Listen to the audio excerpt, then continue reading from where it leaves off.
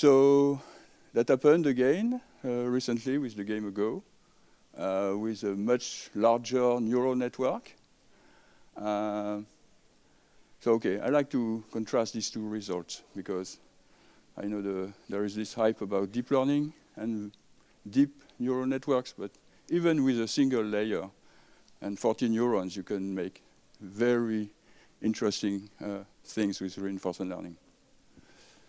And of course, we all heard about ChatGPT, which is trained using reinforcement learning. So that's the big successes. And I'm not going to talk about that today.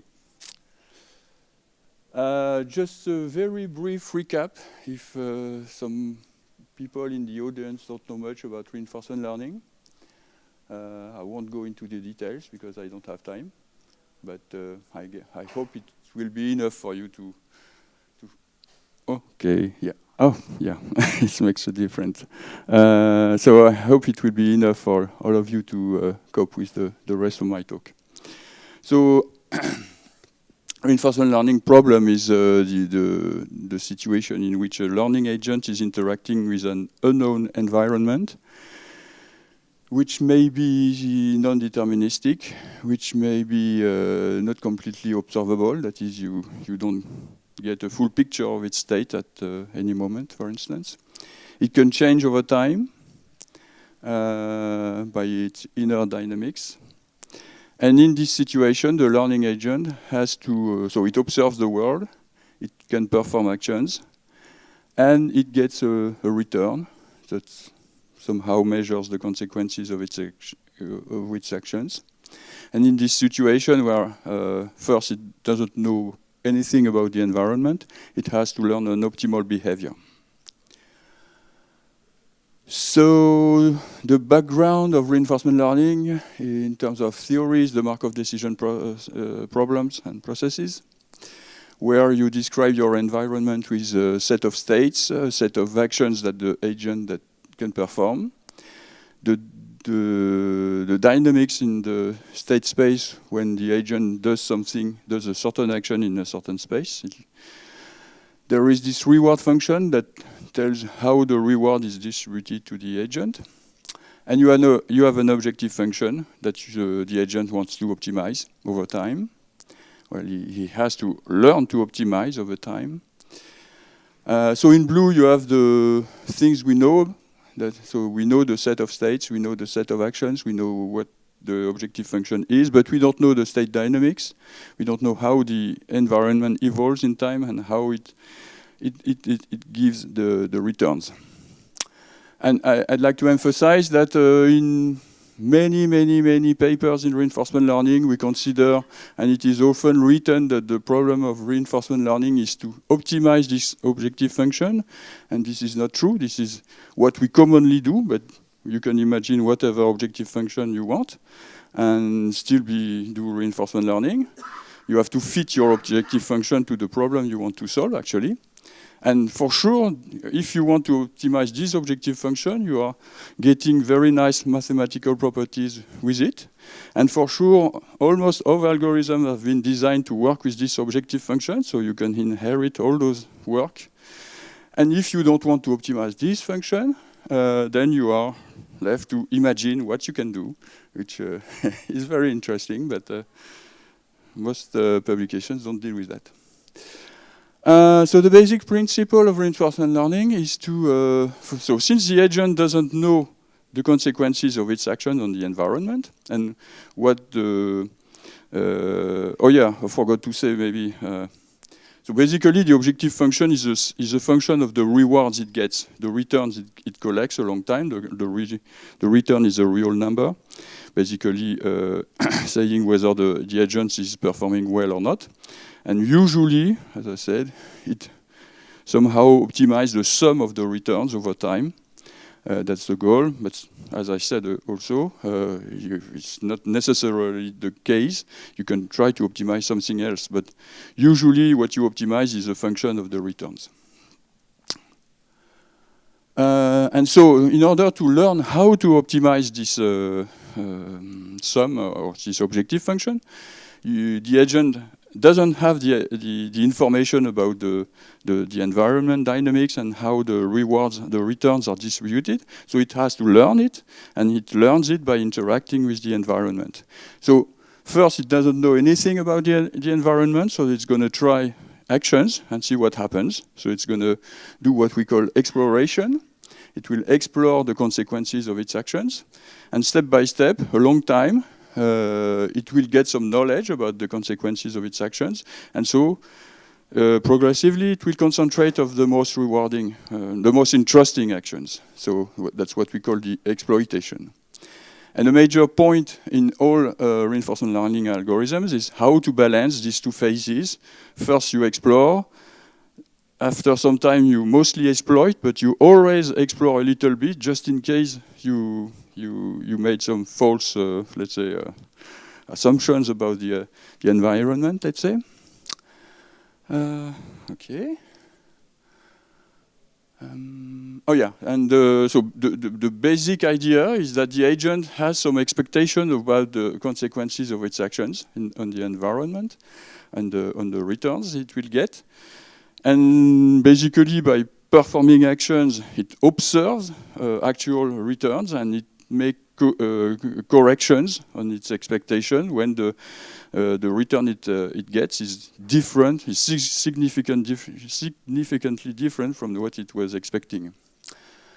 Basically, it learns by when it is surprised, and it is a basic concept also in how animals, and I consider human beings as animals, are learning also in many situations. We learn when we are surprised. And in terms of algorithms, there are three main branches. The Q-learning approach, where you learn. So if you know Markov decision processes and Markov decision problems, you heard about the value of a state. And so this first branch is estimating the value of states and performing action in certain states from where it did use the policy. The second branch is to optimize directly a policy. And the third branch, which is very successful today, is the mixture of the two, a combination of the two approaches, which we call actor critique. And there are famous algorithms named PPO and SAC that today, let's say, are the state of the art. And in the first branch, the Q-learning and DQN also are state of the art, let's say. The thing is that it's very nice to, as a computer scientist, I was trained that an algorithm is very strictly defined. And what I can say here is very different because you have countless variants of all those algorithms. Basically, all the papers you can read in ICML proceedings on URIPS or iClear, all those conferences are proposing ideas to change something, a little thing in this algorithm in order to improve them. So when it's really, these are really templates of algorithms, not strictly speaking algorithm, let's say. Okay, just a few words also because I'm going to talk about that often. In practice, when we are implementing a reinforcement learning agent, we are interacting with the environment through now a standardized API, which is known as GYM, or more recent version is Gymnasium, but basically it's the same thing, where it's very easy for the agent to interact with the environment. It has mostly a make method that creates the environment, a reset method that resets the state of the environment, and then a step method where the agent sends an action to the environment, performs an action on the environment, and gets in return the consequences of this action. And so basically, reinforcement learning agent is doing this loop where it chooses an action to perform, it performs the action, and according to what it just observed as consequences on the environment, it updates its knowledge, let's say. So, okay, we hear a lot about reinforcement learning today because when we are looking around at various problems that we can face in many in many areas of industry or etc., or even in science. We can have the feeling that many problems are like reinforcement learning problems, where you have to make a series of decisions in order to optimize something. So that's very nice, but it remains very long to solve a problem by reinforcement learning. It takes, when the problem is of significant size, it can take days or even weeks or even more. For that, you need big infrastructures for computing, like for those used for training AlphaGo and that sort of algorithm are very large. So when you are training an agent for, let's say, even 1 day or 1 week, you won't do that maybe 50 times in order to have some average performance. You will do it once or twice and maybe a little bit more, but and so the usual practice in experiments in reinforcement learning is to average the performance over very few experiments. And in terms of methodology, it's very bad because basically it doesn't say anything, and I will come back to this point later. Okay, and yeah, when you are ready to dive into reinforcement learning and you have a nice problem that you think fits reinforcement learning, then you have to turn your real problem that you are expressing with just words into a Markov decision problem. And so you have to design the state space, you have to design the objective function. Sometimes you also have to design the action space, which designing all those things are not so easy. We don't really have a good methodology to do it, so it's mostly art. And so there's a lot of work to do there. And so if you are an academic like me, you don't necessarily have access to a large computing power, so you could think that reinforcement learning is not for you, but I'm convinced of the contrary, because, okay, if you don't have large computing infrastructure, you can still try to optimize, to make the algorithm more efficient. You can think about experimental methodology, and you can think about the design, how you model a problem into a Markov decision problem. And I think all those lines of research are very important. And they don't need a large computing power.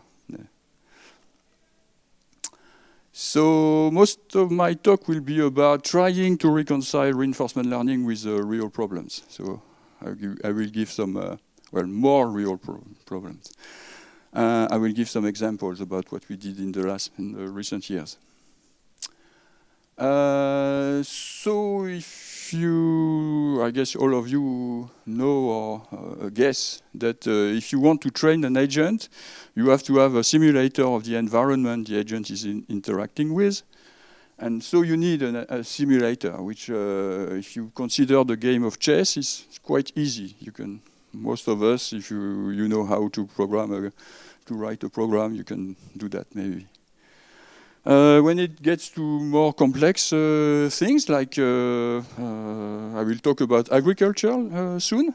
So when you go into agriculture, who knows how plants are growing in fields? Some people know, they are agronomists. So actually there are many simulators in sciences, in different sciences, in agriculture, for instance, but not only in many natural sciences and technological sciences. The thing is that all those very nice simulators have not been designed for people who are doing reinforcement learning. They have been designed to simulate a dynamical process that happens in nature or in some industrial plant or whatever. So how do they work? You write a configuration file, you pass it to the simulator. The simulator simulates the whole process, and at the end it provides you a result file with whole what happened during the simulation.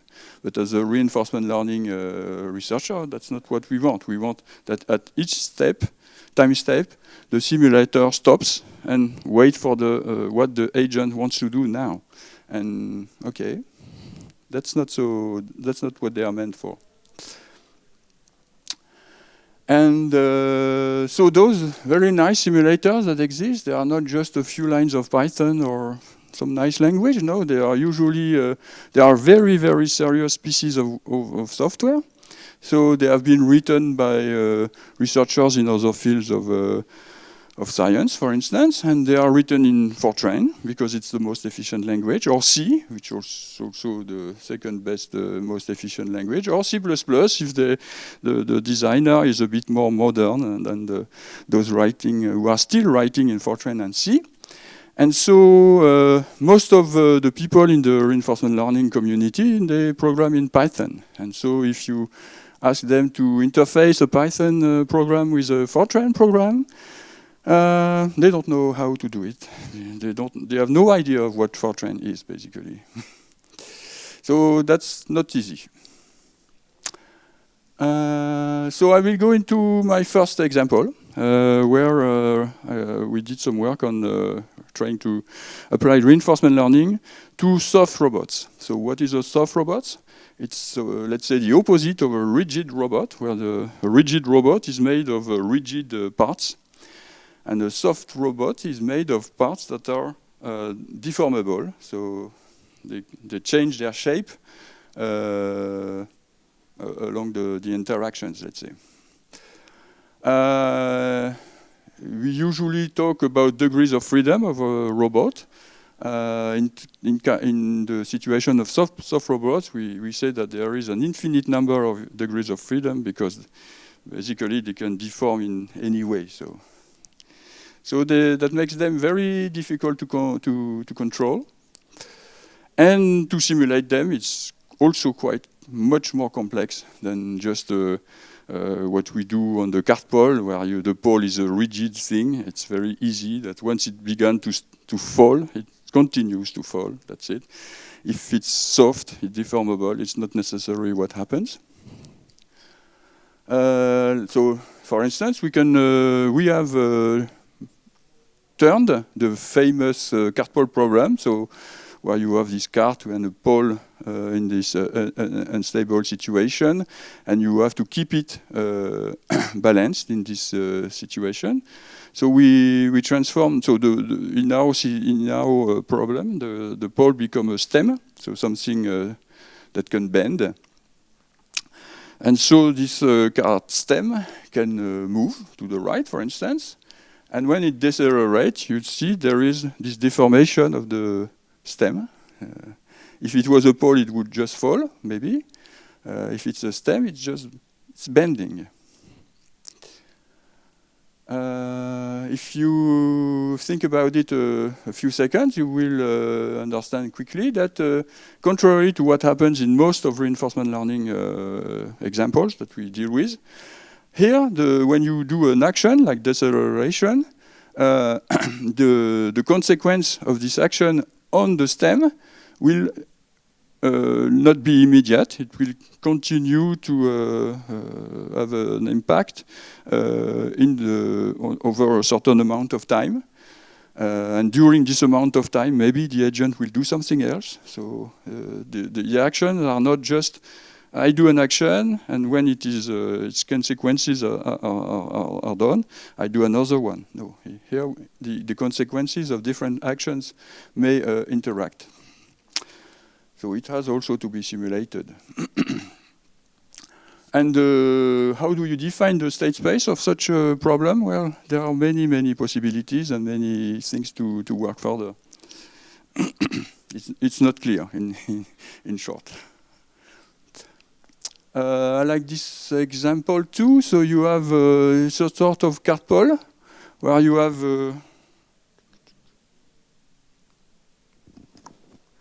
how does it work? Yep. No, it's not working. Well, I don't know. Okay. Well, so you have this cart with a stem on it, and you have two. What can I say? Blocks that prevent the stem to go more to the left or more to the right. And the goal is to put the green tip on the red line. So if it was just a rigid body, you wouldn't be able to do this. If the agent tries to go to the left, it's just stuck by this block. So the optimal behavior is to go to the right. Oops. Yeah, go to the right, and then push on the block so that the stem bends and succeed in the task. So you see that's really different from what we are accustomed to with the cart pole. So in terms of simulator, we use one big simulator for physical-based engine named SOFA that is developed mostly at Inria in France. It's written in C++. So it can model any sort of mechanical body, and in particular, we can model deformable soft robots. So it has to compute the collisions between soft bodies, and it has to compute the deformation of soft bodies, which is something complicated and depends on the properties of the body that is being deformed. So that means also that the computation time to simulate this sort of system is getting larger, is increasing. And we have designed a zoo of such soft robots. So we can, with this SOFA software, we can model any soft robot you want. But to start with, we have designed this set of problems. So you see these those two that I've shown before, plus others where you have mostly tasks that are meant to grab something or put the extremity of like you have this in E, you have sort of a trunk of an elephant, let's say, that has to be put on the green point. And it's made of little parts, so it has to adjust to each other's. Okay. So there is this one, which is a little maze that we. So I say we, but actually the work on soft robots is done by this defrost team, which is just 2 floors above mine at Inria in Lille. So we have lots of interactions. And so actually this maze was made in the simulation, and also they built it in order to try to have some simulation to real world transfer. And yeah, in principle there is a tutorial to build it, but these days this link is dead, unfortunately, but it should work again in the future. We are also doing more serious things, like this work done with a company in order to drive a catheter in the arteries of someone during surgery. So on the right, you have a simulation of the ramifications of these arteries around the heart. In red, you have this catheter. So the catheter is something very flexible that the surgeon has to manipulate in order to reach some parts of the arteries. And here we try to reach the green point. And on the left, you have the phantom. So that's a 3D real simulation, let's say, real. That's the same problem, but in real, let's say, with tubes and stuff like that, where well, it's hard to see, but if you look very carefully at the image, you can see the catheter into the arteries. And so, yeah, so soft robots we are doing games, well, sort of games with them, but also we are trying to use them for surgery. And so we obtain some interesting results. Of course, it's not used in production. Nobody, no human being has ever been, has never undergone surgery with this catheter yet. But that's the plan in the future. And yeah, this sort of surgery, you need soft robots to do that. You can't do that with a rigid catheter, because there are. Here it's very simplified situation, but in the real heart, you have many branches and bifurcations along the artery. So to control it, the surgeon has to learn how to do it. He has to use the collisions in order to guide the catheter to bend in a certain way in order to be able to reach the location where it has to intervene. Okay. So all these experiments were done with the SOFA software I just mentioned. But it's, as I said, it's not meant for reinforcement learning. So we had to turn it into something with which we can interact in the reinforcement learning loop. That's something we are currently doing. In order to that SOFA can stop, tell us the state of the simulation, we can provide an action and observe the consequences, and then update the reinforcement learning agent with that.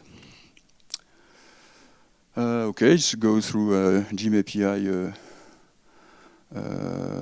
Okay, and as I was saying, it's SOFA GIM, so this GIM adaptation of SOFA is developed just 2 floors above my group in Lille, so it's very easy to interact with them.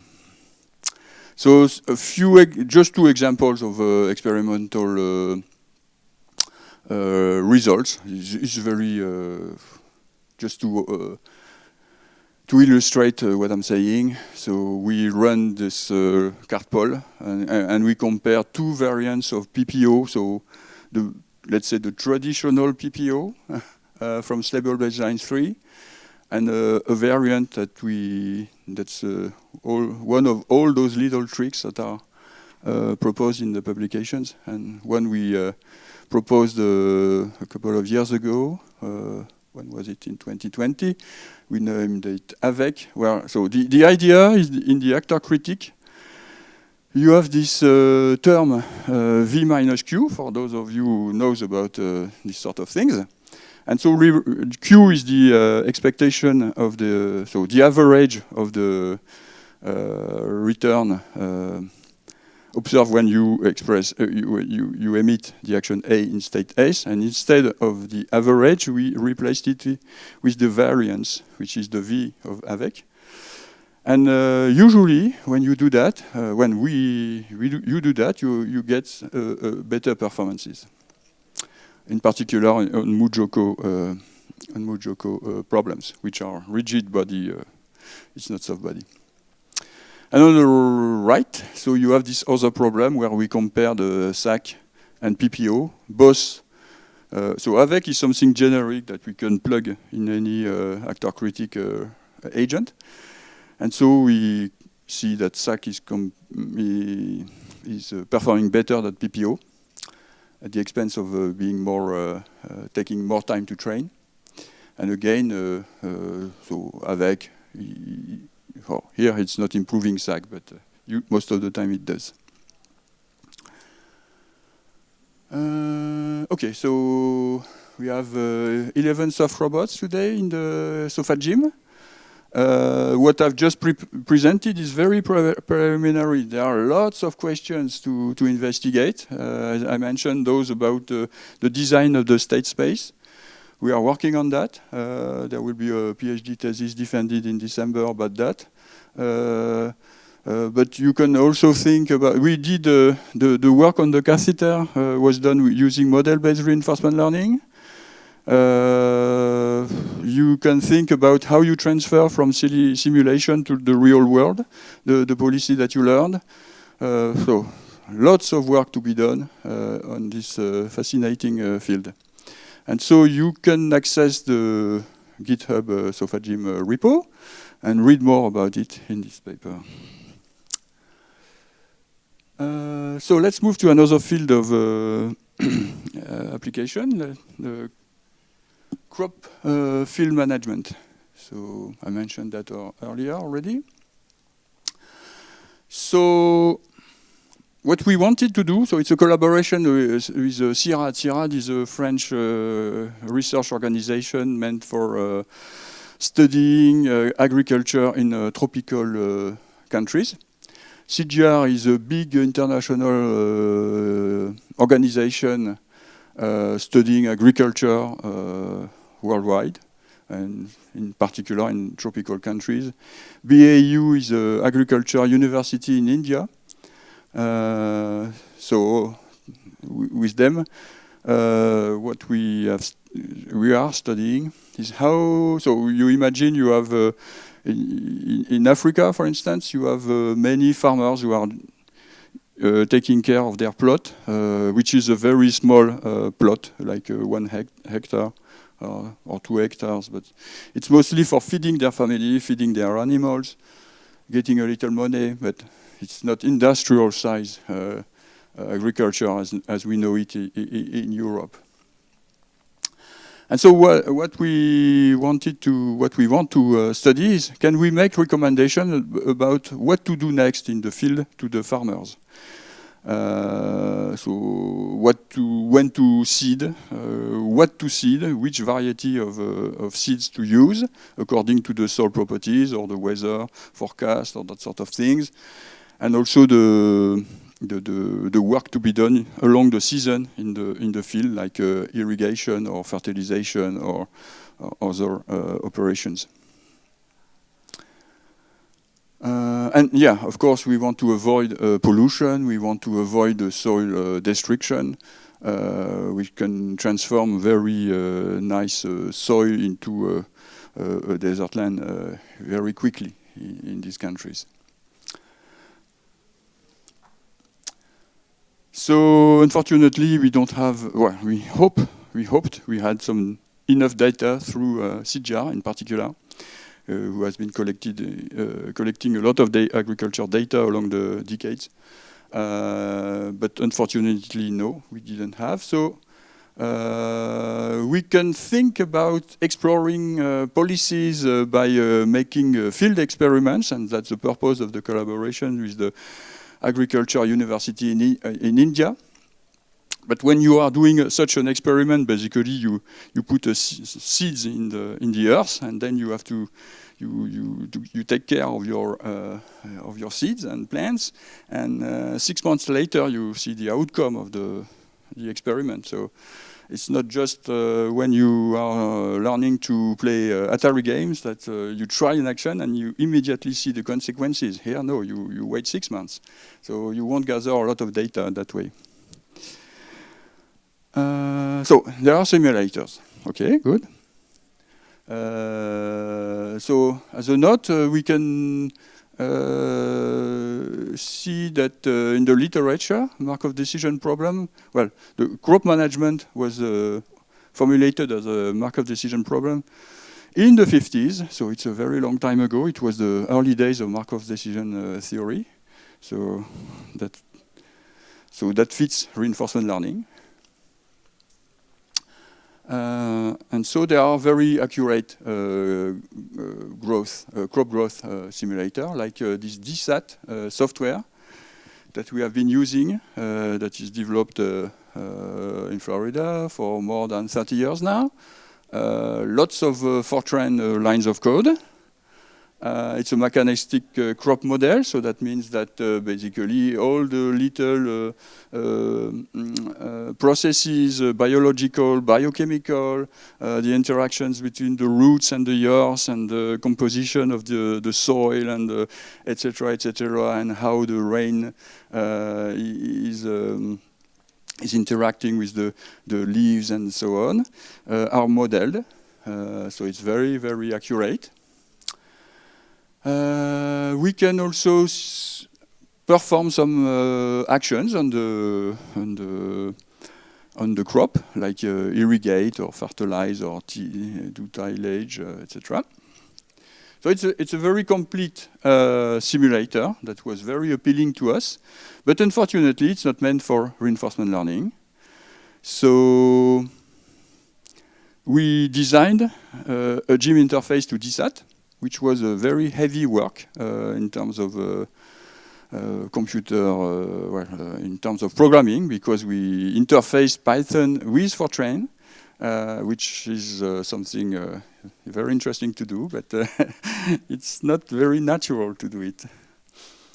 And you can access it on this web page if you want to reproduce what I'm going to illustrate now. So we performed some experiments with that in order to check how reinforcement learning, whether reinforcement learning could be potentially a solution to this sort of questions. Can it manage a crop during a season, a crop field during a season? So we focused on one particular experiment that was published by agronomists 40 years ago. So to have a reference expert policy, let's say. So the action set is how much we irrigate every day, how much we fertilize every day, and or we can do nothing, of course. Okay, when you fertilize, you have a cost because you have to buy the fertilizer. And when you do something, you have a cost because you have to do something. So maybe you have to hire someone to help you, or even if you do it yourself, well, the farmer does it himself. If he does that, he doesn't do something else, so there is a cost. So there is a trade-off to optimize. Okay, so the growth, as I said, depends on what you do, the soil nature, the weather conditions, which are stochastic.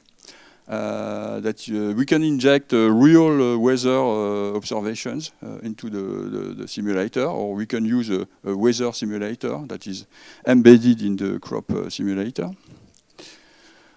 And the observation, so we didn't want to cheat, so we wanted the reinforcement learning agent to basically observe what the farmer observes, at least no more, maybe less, but no more. And if you do that, you are getting into this partial observability sort of problems.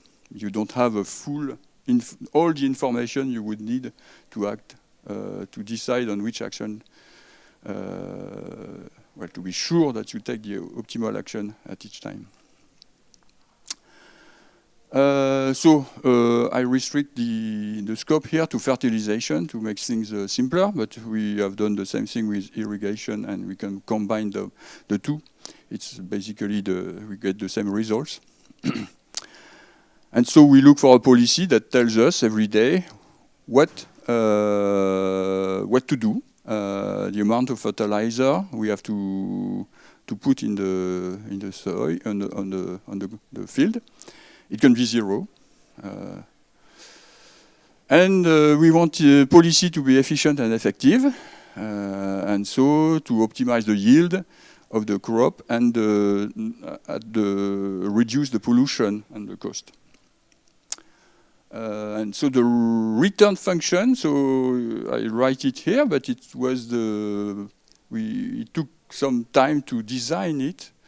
So it's the amount of nitrogen the plant gets in every day. So if we fertilize, there is an uptake. If we don't fertilize, maybe there are some remainings on the soil, maybe not. So that depends. And also the quantity of fertilizer that we put every day. And so the optimization, the objective function is to maximize this sum of return. So just to give you a rough idea of what the observation is, this table is giving you the different features that we use. So it's mostly, an important one is the day after planting. So you put a seed and you count the days after that. The amount of rainfall per day, the size of the grain, the current size of the grain, etc. And the action set, so it's just the amount of nitrogen fertilization that you use on that day. So we compare the reinforcement learning agent with two other policies. So null policies that consist in doing nothing, no fertilization. And the expert policy that was published in this paper I was mentioning earlier, which consists in 3 applications of fertilizers on day 40, 45, and 80 after planting. And okay, so in our case we use PPO, which and we took a very basic stable baseline PPO without tuning the parameters. So we wanted really to see what's whether we are maybe on a good track or whether it just it won't work. So most of the things are deterministic except the weather. So and PPO is not deterministic. Okay.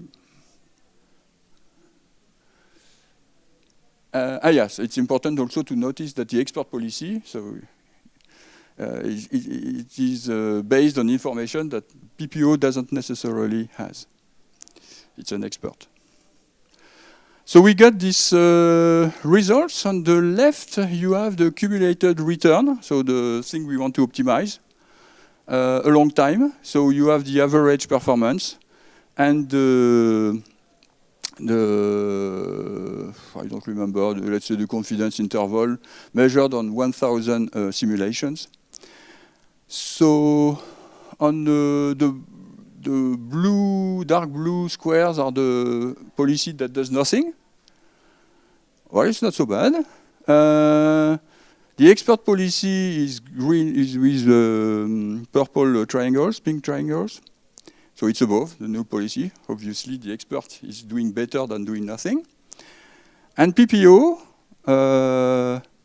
after some times, it's getting above the expert policy a little bit. It's not that much above the expert policy, but it's clearly above, significantly above. So that's nice, because we didn't try to tune it, and already it works better than the expert policy.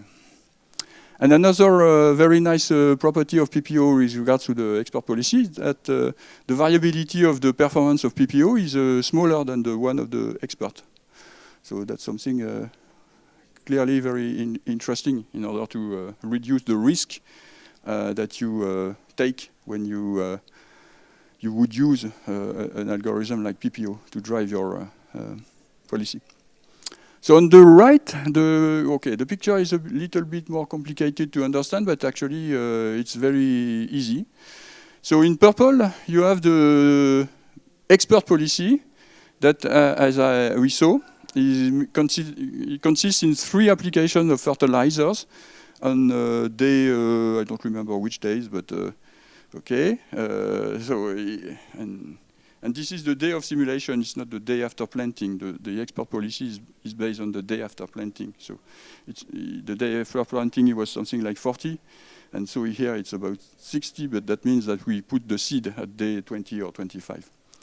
And so the expert policy, we see the amount of fertilizer put by the expert.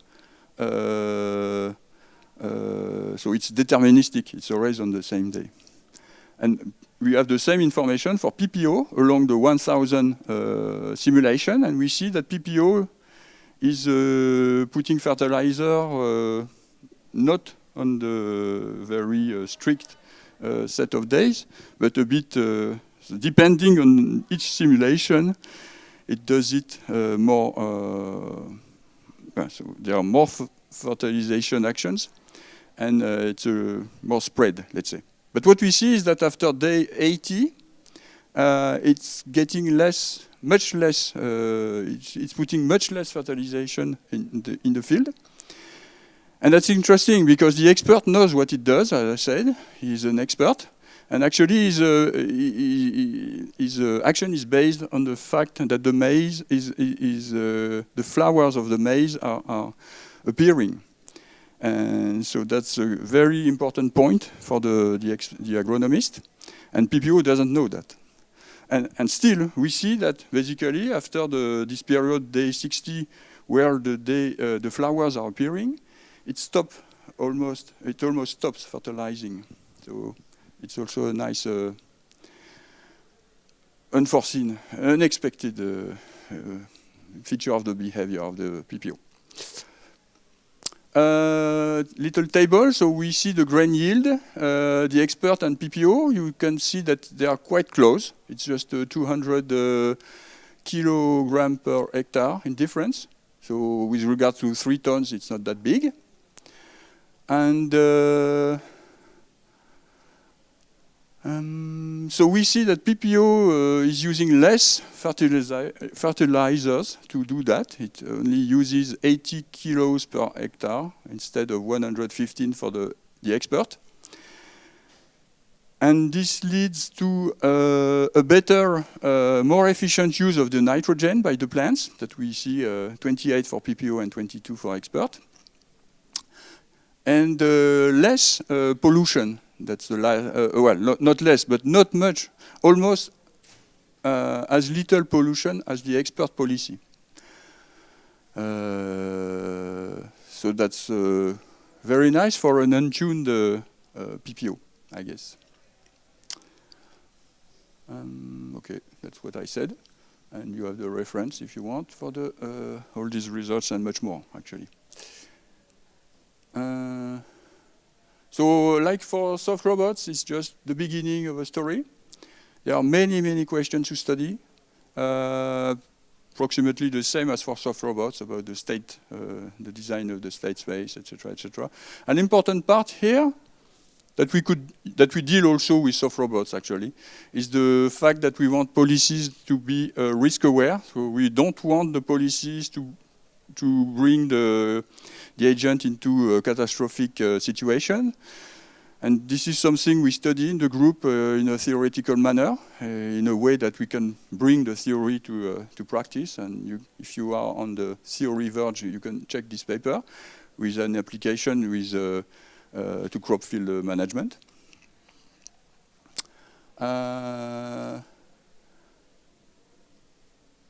Oh yeah, and yeah, so GMDSAT is what I just used in these experiments, but it's very limited. So it's very accurate. It can simulate many things, but still it's quite limited in the sort of situation that we can simulate.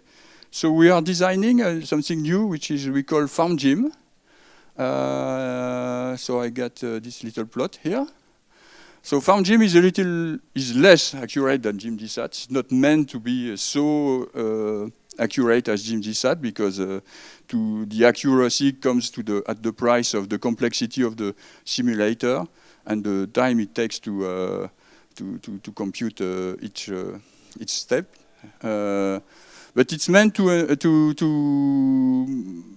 be able to study other features of this sort of problem, like the different processes that interact in a field.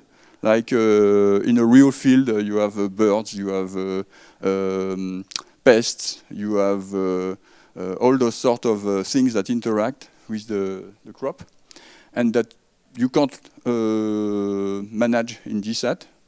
And here we can simulate all those interactions. So they are coupled interactions between the different dynamics. And this is a very important feature to study. Okay, and again there is this. If you want to play with that, you are welcome to download and the software. My last topic will be, as I said at the beginning of my talk, experimental methodology. Today, unfortunately, the methodology in reinforcement learning is very poor, unfortunately. What do I mean with that? And most of papers, unfortunately, provide conclusions, make conclusions out of their experiments which are not grounded and they are not significant in a statistical sense. So that's quite bad. This is a histogram of the number of runs per in each experiment, in each paper, using the MuJoCo benchmark published in ICML 2022. So what you see is that there is one paper that used 80 runs. Okay, that's maybe nice. That's maybe a good way to go. But we see many, a large majority of papers using less than 10 or 10. So is 10 enough? Maybe it's enough, I don't know. And the others don't know. That's the thing. But I have clues now, I will tell you. So basically, when you generate random numbers, if you average 3 random numbers, it doesn't tell you, or it tells you almost nothing about the real mean of the distribution of those numbers. Even if it's 10, it doesn't say much. And sometimes people even compute the standard deviation to have something around the average and pretend that they are trying to be more rigorous. But the standard deviation of 3 numbers is quite meaningless. So, okay, that's a nice attempt, but it's not enough. So what we need is a good statistical experimental methodology. So we are living, and I was living until this spring with this idea that, okay, I'm going to try to run as much as experiments I can do. I will take their average, and if I have enough runs, I will make a standard deviation or something like that. But what's the ground behind that? Why? Is it solid? Is it statistically relevant? Enough? So okay, well, basically this idea is vague, and indeed we just try to justify everything with that. So the thing is that there are various things. So with 3 or 10 runs, basically the central limit theorem doesn't apply. It doesn't say much. And worse, the distribution of the performance usually is not Gaussian by far.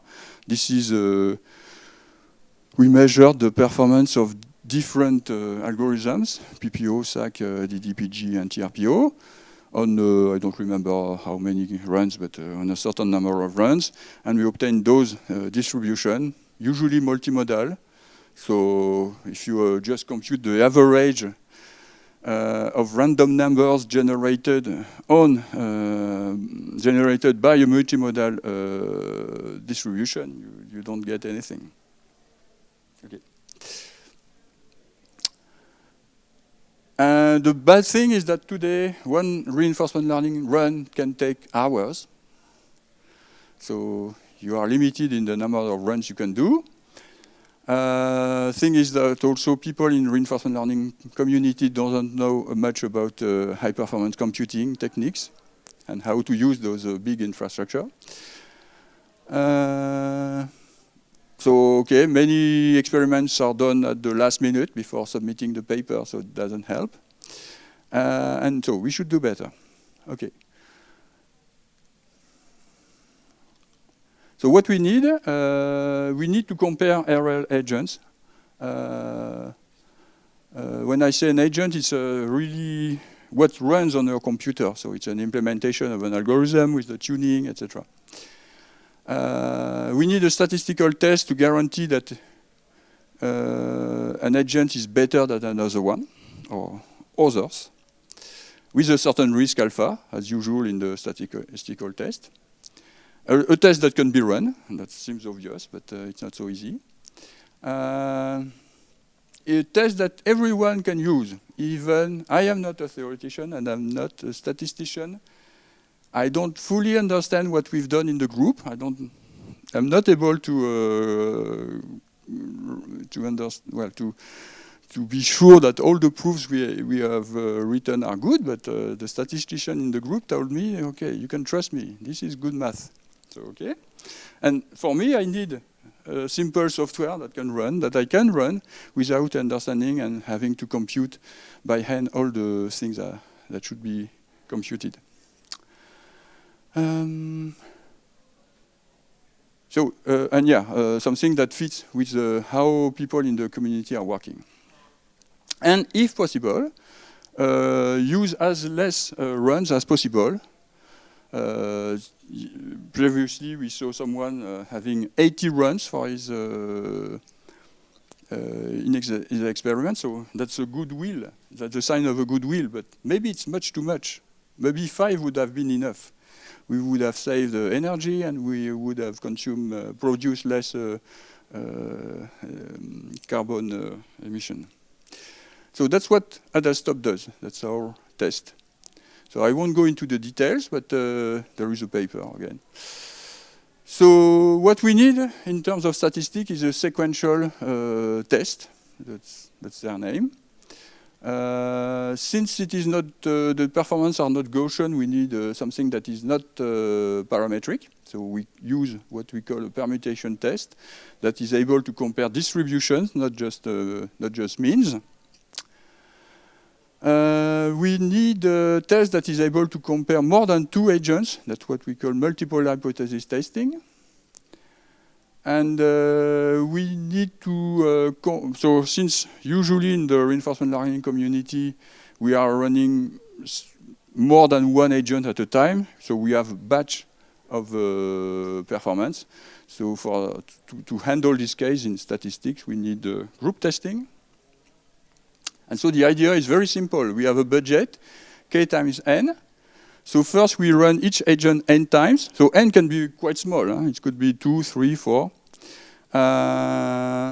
We make the test. Can we decide which agent is the best, or can we rank the agents?